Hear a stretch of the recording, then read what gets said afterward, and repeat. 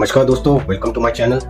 और आज हम अनबॉक्सिंग और टेस्टिंग करने जा रहे हैं दो क्रैकर्स को। ये 6 इंचेस का बिग बैंग और ये 5 इंचेस का है थंडर। दोनों लिंगा प्रायोटेक पूजा के फायरवर्क्स के हैं।